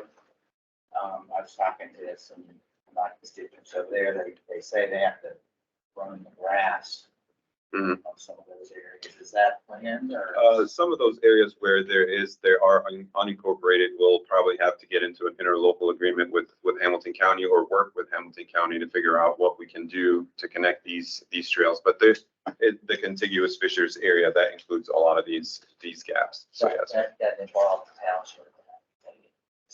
The county does the planning for that, not the township. The county, if it's unincorporated, I believe so. Do you have a map of that? There is a map, I think in the supporting documents, they show a lot of the trail gaps that we have. 2040 plan or is it? The 2040 plan has the proposed all over the trails and sidewalks, but I think we do have an exhibit with the trail gaps identified in there. So for next year, the three trail connectivity sections, right? So it was the Lantern Road section, it was 126th Street from Lantern to Allisonville, and 106th from Hoosier to Cumberland. That's that capital investment piece. Yeah, okay. And we have internally the trail gap map itself, an exhibit that shows where all of these trail gaps are. Do you also have some of the neighborhoods don't have connection, you know, they, years ago, apparently they never thought we'd have trails and roads with sidewalks all the way down. Do you have a map of those? Those, I think, are kind of also included in those trail gaps. If we find something, you know, next year that is not included in that map, we'll include it based on a lot of your input and feedback as well. Anything else, David? No, I don't have any more. I mean, we pretty much know all the projects going on. And some of the, we finance those with debt, right? So a lot of, like we always talk about a lot of the 1 year geo, that 1 year geo really goes mainly to. Maybe go back to slide and maybe you cover the left-hand section would be a good education. Oh, the local. Just For like LRS. what the different funds Yeah. are. So to talk through, and so you had asked the question about like what that capital number is. And so the bulk of engineering's budget, that's why we focused on their capital, is they get kind of the oddity funds that are the special revenue funds. So they get money from local roads and streets, and that probably goes to capital. Wheel tax predominantly is all capital, as you guys know. Park impact fees, road impact fees, and then the bulk of the 1 year geo goes to them for road, to finish all these road projects. And so that's where they're mainly funded. And so if you see capital in the fiscal plan and a different fund, it's predominantly 99% of the time it's going to be engineering. And so they're funded with predominantly the special revenue funds. And so that's why, because everybody's more concerned from their operating budget perspective in, you know, sewer and NVH and stormwater, that's not significant. Their real significance is the special revenue funds and the geo bond. So like a bridge impact fee that would go into your. Yeah, that, Yep. yeah, that's engineering. Yeah. There we go. Yeah, that's rather small, like 207. Yeah, we don't really have a lot of bridges. Usually it's counties. So that's why it's not as significant. And it looks like we're going to use some, do we use any cumulative capital for that? No. Okay. Usually, they don't get any CC or CCI. That's usually more of a public works or other payments. But so predominantly park impact fees, they get engineering and parks are kind of the two main components of getting those. Because engineering is in charge of actually putting the trail down, parks to enhance and add to the new parks. So that's what. So like motor vehicle highway fund, that would go. Most of that goes to engineering and public works. Those are the two big drivers. And then there's an MVH is a little bit of fleet to maintain those heat and equipment in there. But those are like the only Each three. fund has restrictions on. Yeah. Exactly. What where it can it's be, extended to, yeah, Right? yeah. State regulated, right? Yeah. So, yeah, NVH is a little looser than local roads and streets, but at the end of the day, local roads and streets and NVH, you can do a lot of the same things. NVH, you can just do a little bit more risk in there. How are they, do they have a formula for that we get revenues on that? They Is that do what have they the do? formula and it's population driven. Population. So obviously the updated census numbers are in that revenue distribution number. NVH for a couple years was seeing more significant ancillary fee revenue because there are some fees that go in like right away. If you have to apply for a right away permit, that'll go into NVH. We were seeing a lot for a while with AT&T Verizon with the 5G, that slowed down a little bit, but that goes into the NVH fund also. And so we've kind of taken that into account when we look at the revenues. But the bulk of LRNS and NVH is the state funded gas tax. Gas tax. Yeah, And that's based on population. population, yeah. And the wheel tax is $25 Yeah, per vehicle. yeah. And $25 fees per vehicle, and then if you're commercial vehicles, there's an apportionment formula based on how much you drive and all that good stuff. We're not picky, we'll take whatever you take. Spread it out. How about that cumulative capital impact on what's that? CCI is funded by cigarette tax. Oh. So more people smoke, then they get more money, which is not a great thing. So we need that, as you can see, that has dwindled over the years. And so predominantly, we use that to IT. So Tracy does a lot of that. Especially since it's kind of small in regards to an engineering need, large sometimes in regards to what Tracy needs. So that's kind of been a good fit right there. So that's where he ends up. Thank you, Dave. Jocelyn? Yes, two things. And two things that we've talked about for quite some time, so bear with me. One is, we can talk for a moment about the Barrett Law effort with the private roads. So we know that that is moving forward with two projects close to State Road 37. I think it's close to being finalized, but there should be more after that, correct? Okay. And how that is set up is those private roads are being, through Barrett Law, becoming part, like being given up by those entities and will be part of city property. City will invest in repairing those roads, which are poorly maintained right now. And charging the property owners for the cost, their share of the cost. My question is this, especially because this first round are impacting businesses and owners by State Road 37, which has been impacted by construction for several years. Is there an opportunity to consider city budget, helping to defray that cost that's being passed on to the the property owners? So right now, what's set up is that the bids, I think, have been received or close to them. And those costs are being divided up by the property owners.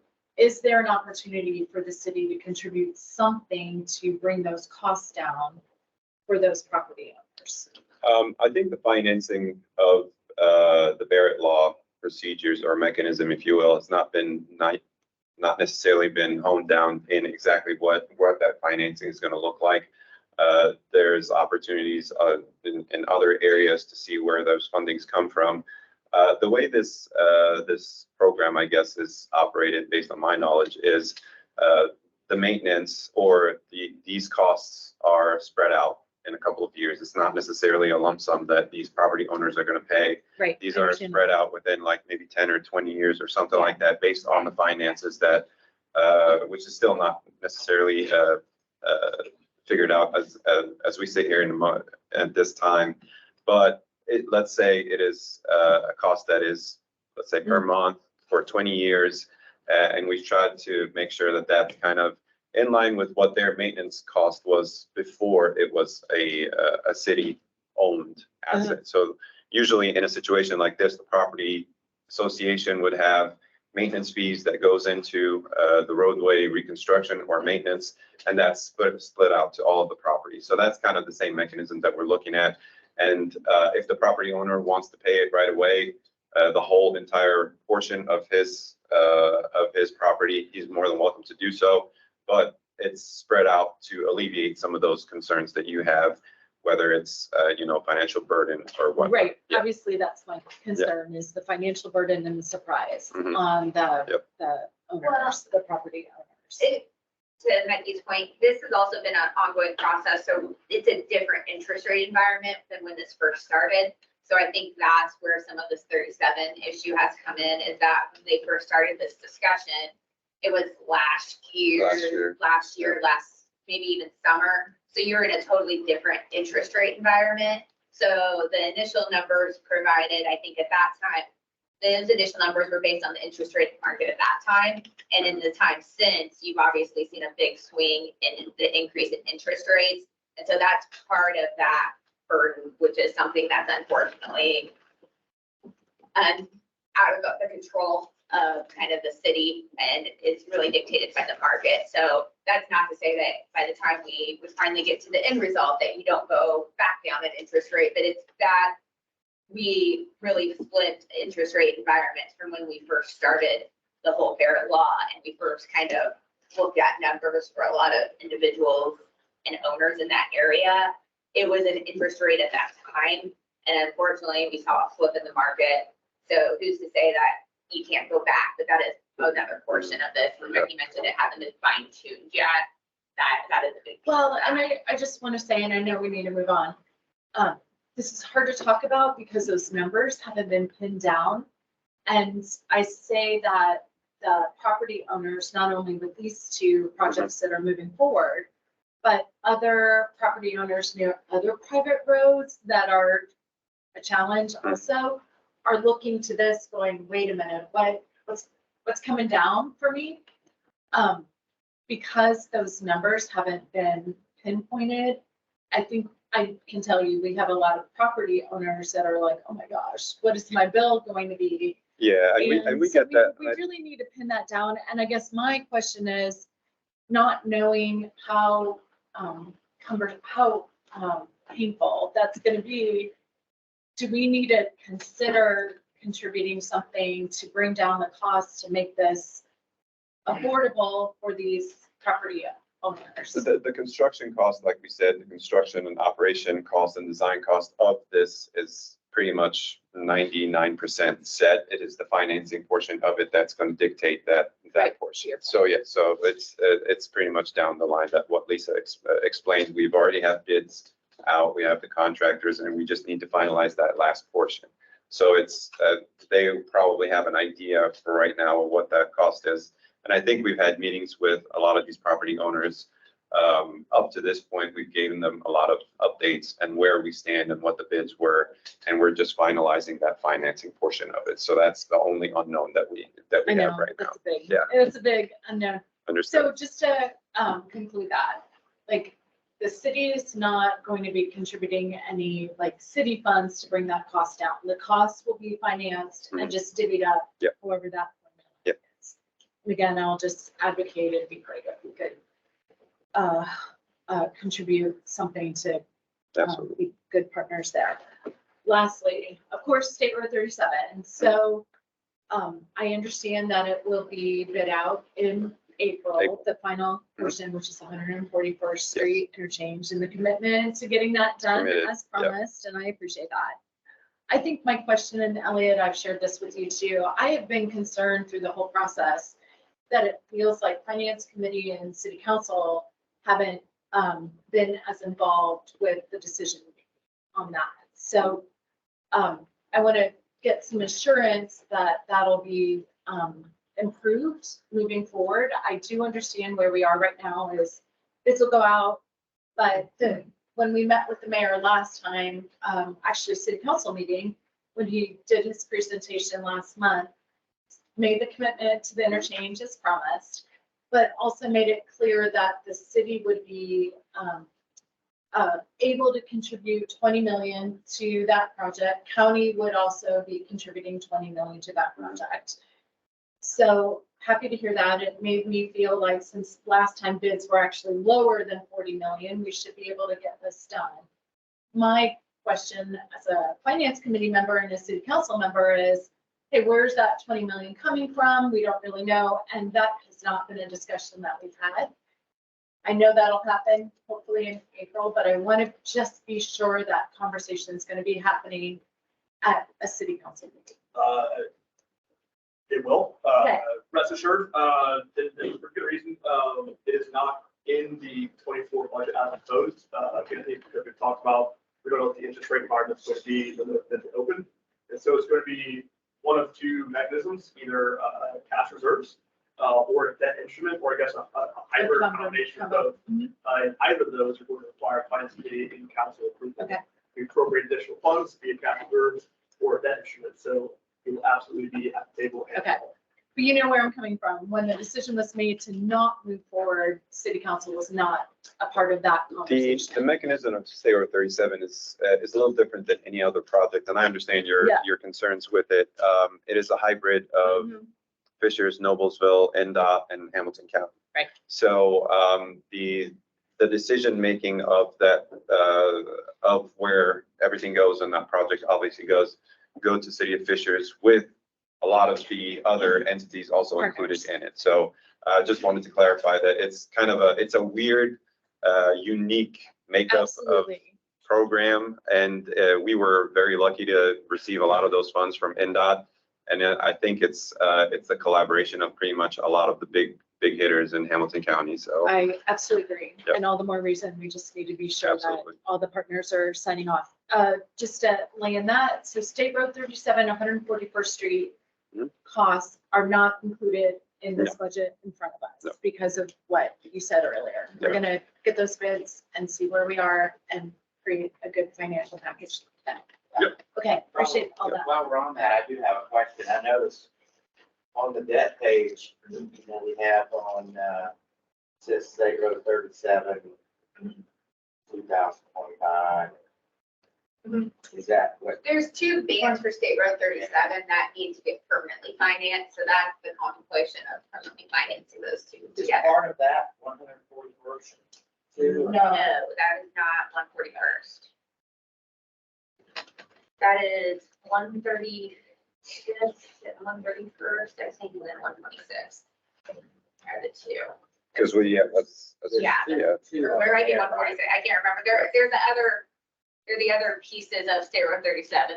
Yeah, so the pieces of 37 are the soft cost and the hard cost. The hard cost was the 126, 131st, 135th, and 146. And the drainage package that we had, the two drainage lines. And then the soft cost is pretty much the right-of-way acquisitions, the utility relocation, the PE, the environmental, all of those go into the cost of the project itself. So not necessarily just construction, but a lot of these soft costs go into it, the development of it. Thank you. Cecilia? Resurfacing, do we have a list of the neighborhoods that are, I'm getting a lot of questions on that. Yep. You know, I would like to know, to be able to go back to some of these neighborhoods and let them yeah. know where they are in the queue. Mhm. If the money for 2024 is gonna go towards Yep. improving their neighborhood, will we get that? Yeah, so usually every year, and we work closely with Eric's team, we have a Paiser rating that is all throughout the city, and we kind of tackle a lot of those lower Paiser rated roads and neighborhoods first. We have a preliminary kind of idea of what the next, based on Paiser ratings are, the next list is. We work closely with Eric's team because they are on the ground all the time and knowing exactly what is going on between June and December. Some things might change, you know, with the freestyle cycles that go on between last year's Pacers and this year's. Some things might change, but we do, hopefully by December of this year is what we anticipate applying for the CCMG program, so we can have some funding as well to work with it. Before that, we would have at least a good idea of the list. So between now, I believe, and mid-November, we would have a good idea on the list of those neighborhoods. But we can, as soon as we get those lists together, we are more than happy to forward it on to you guys. And it includes a few of the neighborhoods that have the concrete roads. Yes, that's one of the projects that is it Walnut Creek, I believe. Yeah, those, Creek, yeah. that I believe there's a portion that we included in there that was reconstruction of not necessarily the whole thing, but a portion of it, because that takes a lot of the resurfacing money. So it's not just mill an inch and a half and resurface. It's, you have to tear out the whole entire thing and come back with a new cross section on it. So yeah, we'll have that list to you as soon as we finalize it with TBW. And so then the beginning of the resurfacing could start what, in the In spring the or the something? first quarter of next year. Yeah. Thank you. Thanks. I have a question about those ratings. Because I've got 3 concrete neighbors Mhm. on it. I think Pine Bluff and Summerfield. Quaker Ridge is another one. And he's been up twice after that. But I look at those ratings and they're like 6 or 7. They got my neighborhood rated 6 or 7. Mhm. And that's usually a good rate. Yeah. But you look at the roads, they're not, sure they got. Well, I guess it's not an aesthetic scale. Unfortunately, it's a structural scale where you look at the structure and how that pavement performs structurally, not necessarily aesthetically, because usually you would resurface or have a new road that's done like maybe 2 years ago, and then you'll have those seal joints onto the ceiling, that little snake that you see, and that doesn't necessarily make it look attractive, but it still functions pretty much the same as how it was when it was first constructed. So we do go through a lot of these neighborhoods more than once. Eric's team are in contact with us, and if they go through the neighborhood and see something that's different, then we adjust our PACER ratings on all of them. Yeah, because I think I saw some where it dipped down like 3 inches. Previous sunk down 3 inches. And that's something we can definitely, we can look at those. Replace the panel Yeah. part, because there are certain areas that are okay. We can definitely take a look at those. So how do we report those on? I think it goes through our C-Click Fix, just for us to go out there and take a look at it. If we're close by, we'll have one of our inspectors go out there and take a look at it and make notes and provide feedback for us right away. Is there something you can add to that scale, I guess, to inform the residents, because they see those snake, you know, I call them Yeah. snakes, and they call them snakes, Yeah. and they look at it and they say, look, our roads don't look very good, you know, and they don't realize, okay, that they are still structurally Very sad. able Yep. to be, you know, used and everything. They may not look good, but Mhm. I think there's this perception that once they get to that point, Yeah. it's not a good situation, and that aesthetically, it just doesn't look Doesn't pleasing. look- So yeah. they're like, hey, we need you resurfacing, and so maybe that's where some clarification needs to be We made. definitely, some of our clarification items is the PACER manual that we have and we use, and that's available online, and anyone can go and look at it. I've recently just went to a PACER conference, and you'd be surprised on what they tell you what a 3 would look like or a 6 would look like. So we are actually a little bit better than that. We take into account a lot of those aesthetic issues too. But if you look at NDOT's maintenance schedule, the 3rd year they go out and they do all those snaking, if you will. So by the 3rd year of a newly constructed project, you will have that look. Really? Just to maintain, because the main driver of roads and how the roads are performing is moisture and water. Mhm. So we would not want any water to get into the pavement, because once it freezes and thaws, you get potholes. So the sealing of all of those cracks pretty much prevents the moisture from going into the structure of that pavement. So that is a maintenance procedure, and it's not because it's failing, it's because it's the longevity of that road. Well, that's good to know, and I'll take that back, because like I said, I think there's misunderstanding or not, Yeah. not sure what that means. Sure. So I'll take that information back. Thank you. Perfect. This question about 37, just kind of Sure. a general comment on it, right here, and it sounds as though we're gonna come back. To come from this council, from a financing perspective, Mhm. there's gonna be debt, there's gonna be cash, and debt is gonna be something. So we just need to be ready to put our heart in and say, we want to commit to get this done and go to that financing to get it done. Yep. Assuming that makes sense. Yep. So I think something we're gonna have to be aware of. Yep. Here in the coming time, once we get that bid back. Hopefully in April. Yeah. We'll get an idea. You've been involved in State Road 37 a lot, correct? Since 2016. Yeah. And, well, you've been very active involved, I know so I appreciate all your work there.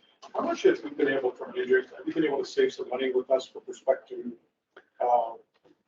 We have, there has been a lot of on-site adjustments that we did in the field to reduce a lot of the costs that we had. we've done a lot with the maintenance of traffic to adjust it, to make sure that the contractor gets to do all of his work quickly and safely. So that also comes into play with the reductions and the savings that we see in 37. Obviously, the market kind of swung on us really hard ever since COVID came. I know in the first couple of contracts, we've been coming in below the actual bid cost itself. It's just the market and the way all of these materials are happening and projects that are very, very big in the state of Indiana that took a lot of these resources, just kind of pushed the whole industry back a little bit, obviously with the materials and the lead times and availability and human resources that took a toll on the industry as a whole. Plus, federal government dumped a ton of money on the state to do some road projects too, right? Yeah, yeah. Puts us in the backseat, unfortunately, as well, correct? Yeah, but as far as State Road 37 goes, we're 100% moving forward. We've value engineered 141st 2 to 3 times right now. So hopefully what we have and what's going out to bid is going to be a little bit better. One question I have. Yeah, on State Road 37, I know the state came up with like 100 million, the county came up with some, and then we had the balance. Did we run through that, both the county and the? Yes. Yeah. It's gone. The 100 million has not been finalized yet because we still have 131st, 135th, and 146 that still have not been closed out yet. So once these close out and they reconcile a lot of those projects and a lot of the pay items in it, we then know how much of that 100 million is still left. So we know on 126, we closed that one out, but they're still in the audit stage at NDOT. So that takes a lot of time. And once 131st and all the way up to 146, that gets closed out, that will take some time too. But based on the bids, pretty much from 126 to 146, I think the 100 and the drainage lines as well, I think we're at that 100 million from the state. As well. The county, so us and the county, so the 100 million is construction of State Road 37. What we did is develop it. So we came in, we did the PE, we did the right of way, we did the environmental, we did the utilities. So all of that was coming out of the local budget, if you will. So yeah, so we're in communication with Hamilton County ever since May of last year on what we're going to do moving forward, and we've submitted a lot of those financial plans to the state as well. So we're on the same page. Yeah. So is that like a band or something like that? Yeah, the two pieces of State Road 37 are the band. And so, So once they reconcile, if we. yeah, well, then we can hopefully, the goal is that we'll true up, that the audit will be closed out, or that final number will be known before we come back for our decision for the last piece. So if there's obviously more funds that can be kicked in for that, then we lower our approach. So you could take, when we finalize the band, we could actually put 351st in that too. If we had the authorization on that side, I can't remember the exact authorization. Yeah. Anything else for Maggie? Thank you. Thank you. There are questions? At this point, we have a budget finance meeting scheduled for this Wednesday. We have an agenda at this point. Can you talk about the budget? Yeah, so for finance or for city council, we just have the one, besides the budget, we have the creation of the allocation area. So that's the only actual, those are the two actual items. Sorry, I have a question. I thought we were gonna meet with the Parks and Rec. Yeah, that's what I was supposed to. So we didn't not- see That that. was not. Well, it wasn't on the agenda, but I had a few questions for that department, so. Sorry, that's a miss. We took down the names, you guys asked to. Well, I missed the last meeting, so, but anyway, I just, The Parks and Recs, did we talk to them last year? Yes. And admin too. So my understanding of the meeting, to be clear, was that we were supposed to be the same group we met the year before. So, okay, so I think we had a list and those are the people we had on the list. So we'll can bring in parks. Bring them in. And that's okay. I just, maybe you could speak to it. We can bring them all in there. A couple of questions. Yeah, we're gonna And we also had a breakout last year of the admin department as well, so I'm gonna be sure. And you guys, my anticipation for this meeting was like we did last year, so I'm just hoping we can kind of catch up to that. Can you provide a little bit of clarity as to what you're expecting to see? Yeah, so last year we met with every department and they gave a presentation, first of all, and we had a document that then was made public. That was a breakout of every department budget with some notes about like what's new for this year, just top line. But that was very helpful. And So it included relative to what we every, saw this year was the top line on the right-hand side, the budget on the left-hand side, and the presentation via discussion with you this year. So between what you just experienced today and what you saw last year, what specifically, what are we missing on? I think number one was total budget was documented for us and a breakout of, you know, the different line items in that budget. And you can have this if you want. So that was one. Also like top line of kind of top line notes about what to anticipate for this year's budget for each department. And then to Cecilia's point, we included parks and admin. Okay, we'll have parks and admin and we'll add personnel row for Wednesday.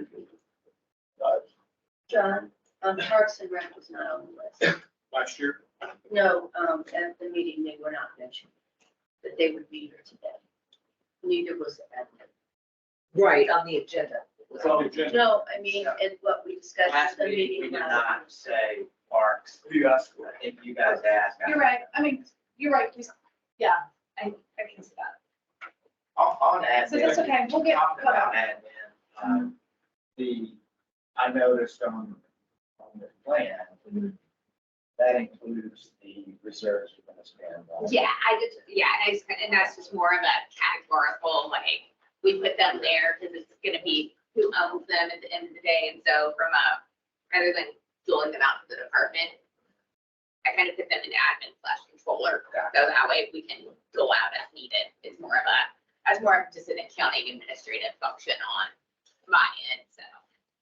Rather than, because it's going to be a variety of different areas touching that, so that's why it shows it there. Yeah, I have one more question for you. Like on the 184 Allisville State Road 37, that 22.5. It's on page Yeah. 5. Yeah, That's a debt instrument, right? yes, that is pure debt service,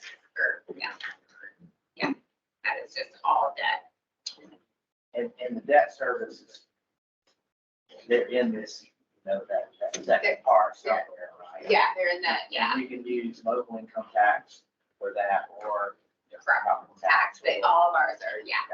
We no longer have any local income tax pledged debt that is paid with local income. Which you could use. If it was pledged, but yeah, and that's what that old fund, and it's a zero in there, but it was like the YMCA, that fund, that's YMCA, that was split. So if it's not pledged, you can't use it. If it's not pledged, you can't use it, so, yeah.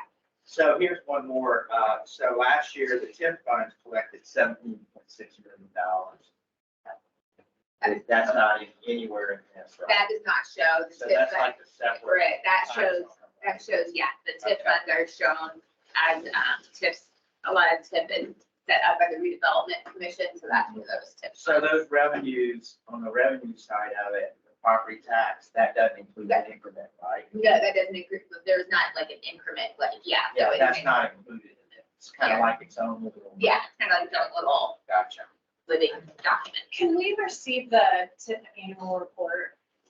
I, That was just, I mean, we should all be able well, to I think it's, receive that. so we got the RDC, I know, There's a report on the RDC. It's online. yeah, I think it's in that one, and I think that, I can't remember, I think we just did the TIF annual report. They come out in April. Yeah, But for some reason, they just approved it. yeah, Yeah, that I think last week, yeah. But it was out in April. May. I know, but Yeah. like, that should be shared with the city council, right? So I think that, well, it was not, it has to be, it was more formally approved that was just formally approved last month. Last week. Yeah. John, I have a few more questions and I know we're running really late. So why don't I just jot those down and I'll share them with you and maybe Lisa? And just so that you're aware of kind of the last questions I have so that on Wednesday we can be as productive and efficient as possible. So then, I have a motion to adjourn. Second. All clear, say aye. Aye. Okay. I know we can talk about IT, but. Every year. Where you spending all that money? These things? Cybersecurity mostly. Cybersecurity. Quick question. Cybersecurity. You can go on the